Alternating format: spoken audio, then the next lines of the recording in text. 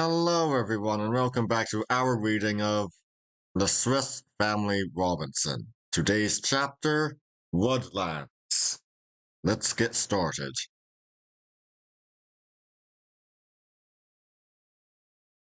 We then made preparations for an excursion the following day, where I wished to establish a sort of semi-civilized farm at some distance from Falconhurst, where we might place some of our animals which had become too numerous with our limited means to supply them with food.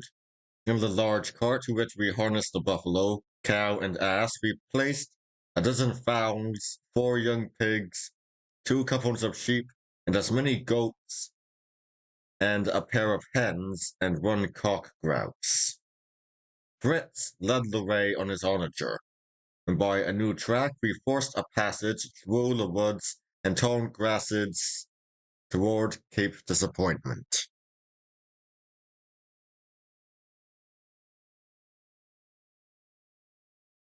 The difficult march was at length over, and we emerged from the forest upon a large plain covered with curious little bushes.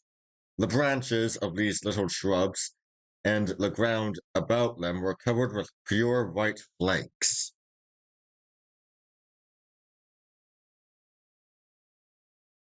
Snow! Snow! Exclaimed Franz. Oh, mother, come down from the cart and play snowballs. This is jolly. Much better than the ugly rain.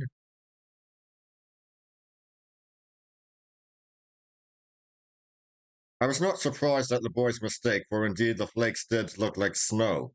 But before I could express my opinion, Fritz declared that the plant must be a kind of dwarf cotton tree. We approached nearer and found he was right.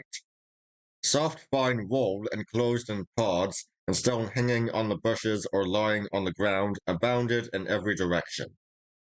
We had indeed discovered this valuable plant. The mother was charmed, and gathering a great quantity in 3 capacious bags, we resumed our journey.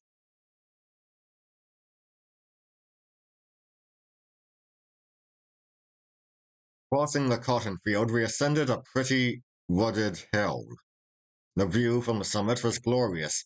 Luxuriant grass at our feet stretched down the hillside, dotted here and there with shady trees, among which gushed down a sparkling brook, while below lay the rich green forest with the sea beyond.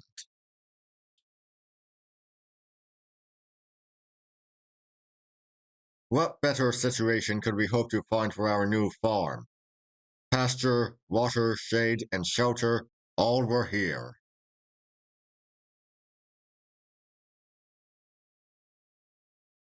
We pitched our tent, built our fireplace, and leaving the mother to prepare our repast, Fritz and I selected a spot for the erection of our shed.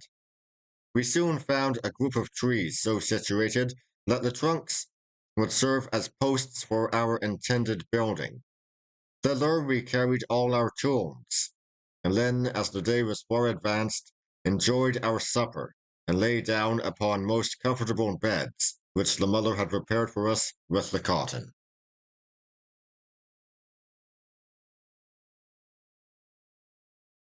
The group of trees we had selected was exactly suited to our purpose, for it formed a regular rectilinear figure, the greater side of which faced the sea. I cut deep mortises in the trunks about 10 feet from the ground, and again 10 feet higher up to form a second story.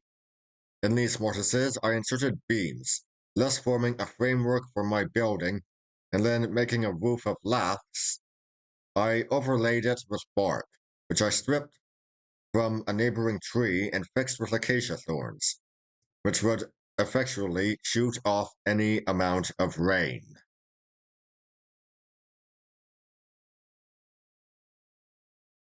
While clearing up the scraps of bark and other rubbish for fuel for our fire, I noticed a peculiar smell, and stooping down, I picked up pieces of the bark, some of which, to my great surprise, I found was that of the terebinth tree, and the rest that of the American fir. From the fir, said I to the boys, we get turpentine and tar, so we may look forward to preparing pitch for our yacht. with tar and oil, and cart grease too, with tar and fat.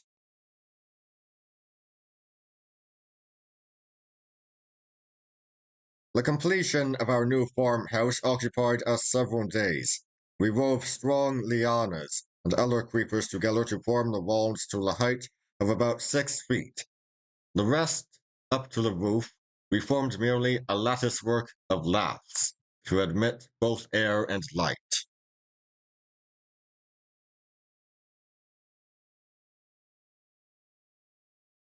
Within, we divided the house into 3 parts. One subdivided into stalls for the animals, a second fitted with perches for the birds, and a third simply furnished with a rough table and benches to serve as a sleeping apartment for ourselves, when we should find it necessary to pay the place a visit. In a short time, the dwelling was most comfortably arranged, and as we daily filled the feeding troughs with the food the animals best liked, they showed no inclination to desert the spot we had chosen for them.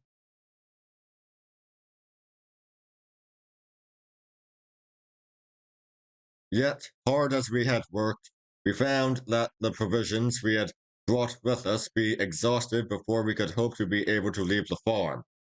I therefore dispatched Jack and Fritz for fresh supplies.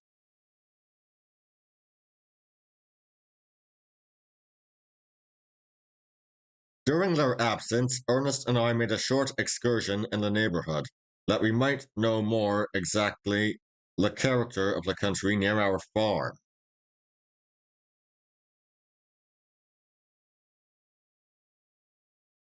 Passing over a brook which flowed toward the wall of rocks, we reached a large marsh, and as we walked round it, I noticed with delight that it was covered with the rice plant, growing wild in the greatest profusion. Here and there only were there any ripe plants, and from these rose a number of ruffed grouse, at which both Ernest and I let fly. I then took a sample of the rice seeds to show the mother, and we continued our journey.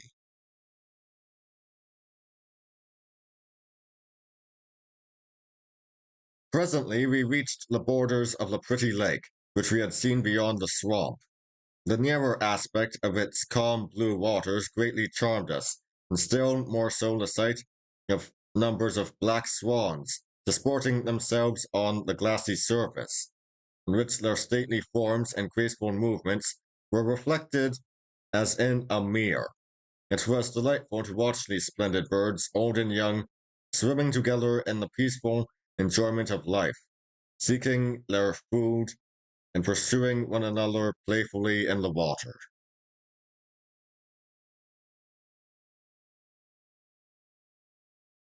After this, we returned to the farm, thinking our messengers might soon arrive, and sure enough, in about a quarter of an hour, Fritz and Jack made their appearance at a brisk trot and gave a circumstantial account of their mission.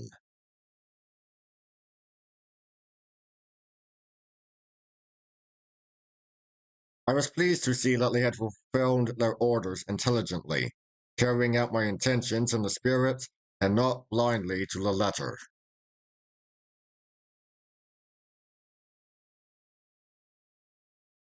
Next morning, we quitted the farm, which we named Woodlands, after providing amply for the wants of the animals, sheep, goats, and poultry which we left there.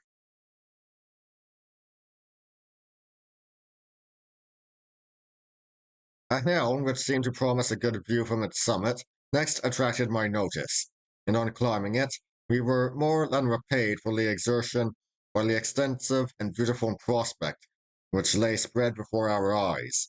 The situation altogether was so agreeable that here also I resolved to make a settlement, to be visited occasionally, and after resting a while and talking the matter over, we set to work to build a cottage such as we had lately finished at Woodlands. Our experience there enabled us to proceed quickly with the work, and in a few days the rustic abode was completed, and received, by Ernest's choice, the grand name of Prospect Hill.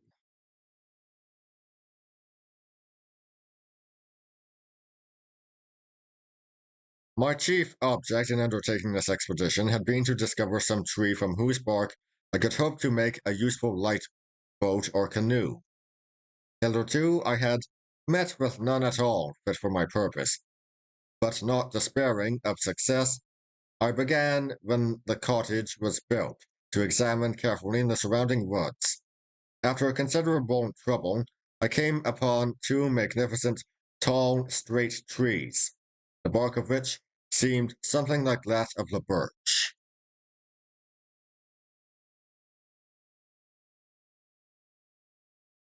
Selecting one whose trunk was to a great height, free from branches, we attached to one of the lower of the boughs the rope ladder we had with us, and Fritz, ascending it, cut the bark through in a circle.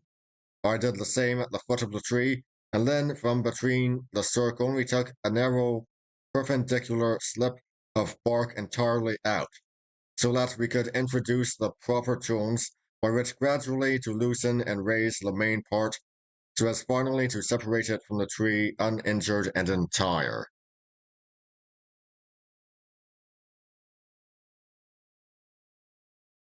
This we found possible because the bark was moist and flexible. Great care and exertion was necessary as the bark became detached to support it until the whole was ready to be let gently down upon the grass. This seemed a great achievement, but our work was by no means ended, nor could we venture to desist from it until, while the material was soft and pliable, we had formed it into the shape we desired for the canoe.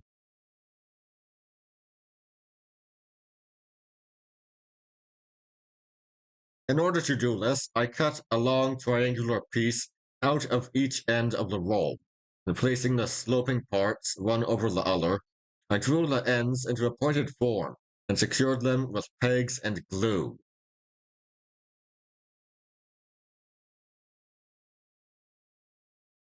Less successful proceeding had, however, widened the boat and made it too flat in the middle, so that it was necessary to put ropes round it and tighten them until the proper shape was restored before we could allow it to dry in the sun.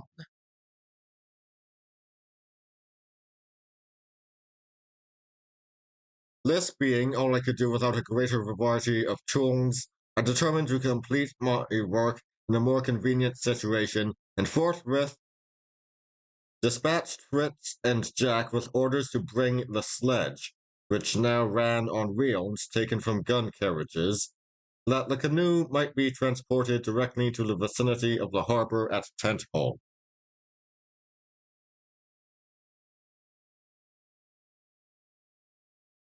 During their absence, I fortunately found some wood, naturally curved, just suited for ribs, to support and strengthen the sides of the boat.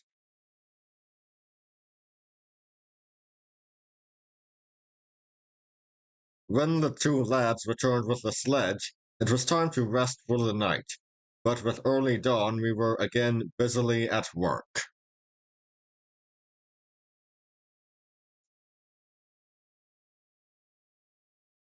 The sledge was loaded with the new boat, and everything else we could pack into it, and we turned our steps homeward, finding the greatest difficulty, however, in getting our vehicle through the woods. We crossed the bamboo swamp, where I cut a fine mast for my boat, and came at length to a small opening or defile in the ridge of rocks, where a little torrent rushed from its source down into the larger stream beyond.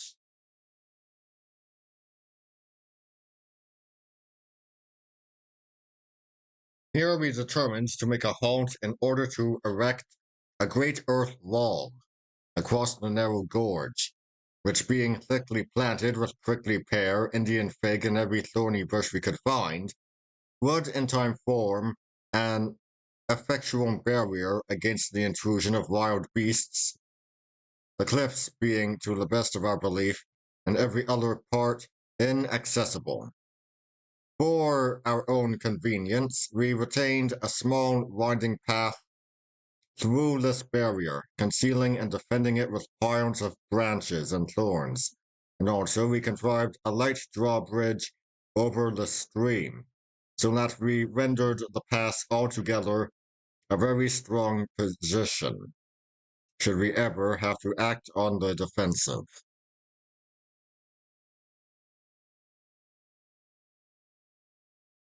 This work occupied 2 days, and continuing on our way, we were glad to rest at Falconhurst, before arriving, quite tired and worn out, at Tentholm.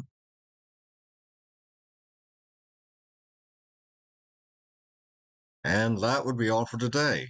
I'll see you all next time. See ya!